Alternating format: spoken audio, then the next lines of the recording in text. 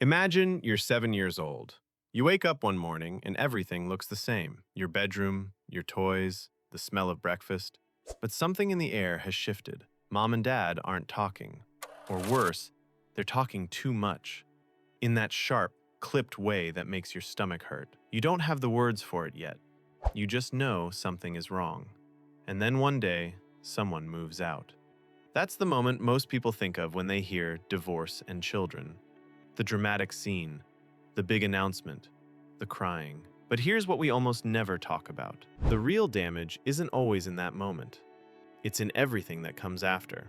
It's quiet, it's slow, and it can follow a child well into adulthood without anyone ever connecting the dots. So today, let's talk about what we don't talk about. Here's a concept that might change how you think about this entirely. A child's sense of security isn't built on love alone. It's built on predictability. Think of it like this. A child's nervous system is essentially a pattern recognition machine. It learns the world by mapping what happens next. Dad comes home at 6.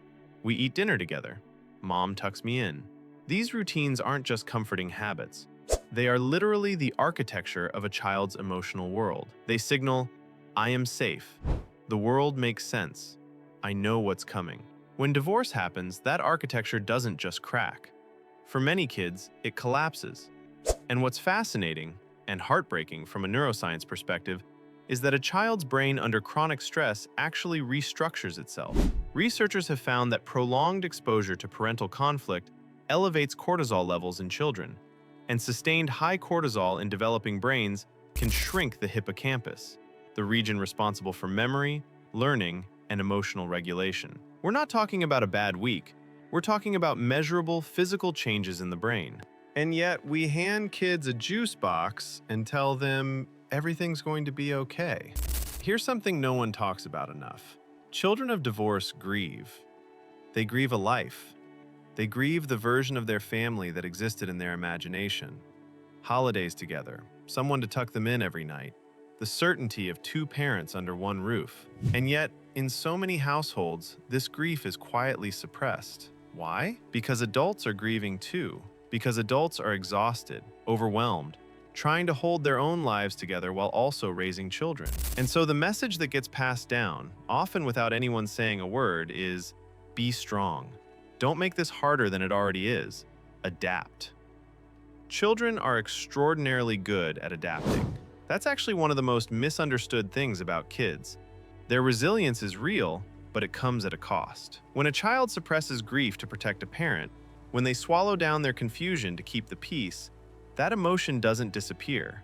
It goes underground. And underground emotions have a funny way of resurfacing.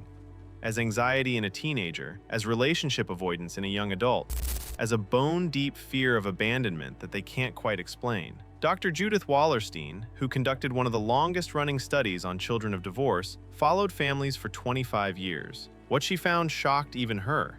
The psychological effects of divorce often didn't peak in childhood. They peaked in young adulthood, right when those children were trying to form their own relationships, build their own families, figure out who they were.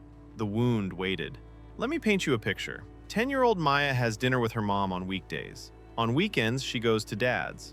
Both parents, in their own ways, love her deeply. But mom makes small comments. Nothing huge, just a sigh when dad's name comes up, a loaded pause, well, that's your father for you. And dad, for his part, occasionally asks Maya what mom's been up to, what she says, who comes over.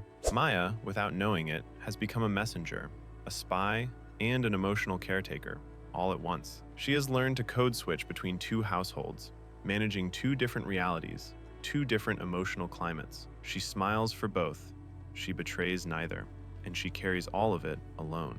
This is called triangulation, and psychologists consider it one of the most damaging dynamics that can emerge after divorce. Not because the parents are bad people, but because they're human, and humans in pain reach for the nearest source of comfort. Often, that's their child. The tragedy is that kids placed in this position often grow into adults who are incredibly emotionally intelligent. They had to be.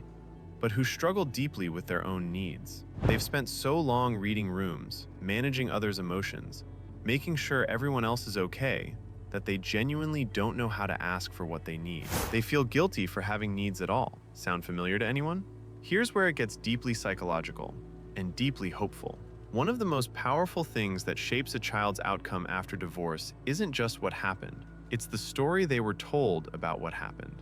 Research in developmental psychology consistently shows that children who are given honest, age-appropriate explanations for their parents' divorce, who are reassured that it wasn't their fault, who are allowed to ask questions and express grief, fare significantly better in the long run than children who are kept in the dark, or worse, put in the middle. Children are meaning-making machines. If you don't give them a story, they will make one up. And the story they make up is almost always, "This is my fault. I wasn't good enough.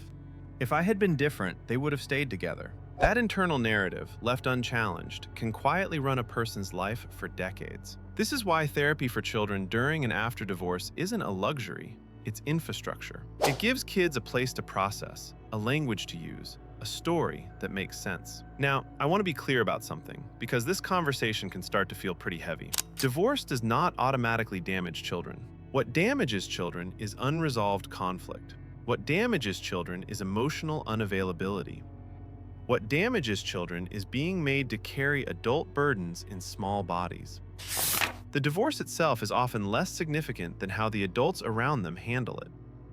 There are children who grew up in intact families full of rage and contempt, who suffered far more than children raised in two peaceful, loving households after a healthy separation. The research is clear on this. Ongoing parental conflict is more toxic to children than the divorce itself. Which means, and here's the real message, the most powerful thing any parent going through a divorce can do is to do their own work, process their own grief, manage their own anxiety, seek their own therapy. Not because it makes them a perfect parent, but because children don't need perfect parents. They need regulated ones. So the next time you hear someone say, "Kids are resilient, they'll be fine," I hope you'll pause for a moment. Because yes, kids are resilient, remarkably so. But resilience isn't the same as unharmed. Resilience is what happens after harm. It's the scar tissue that forms.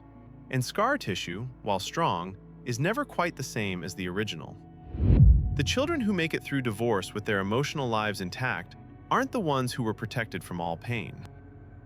They're the ones who were given permission to feel it, language to name it, and adults who showed up, imperfectly, humanly, consistently, and said, "You are not alone in this." If you grew up in a divorced household and you're still figuring out what that left behind, I just want to say, what you carry makes sense. And it can change. That's not a small thing.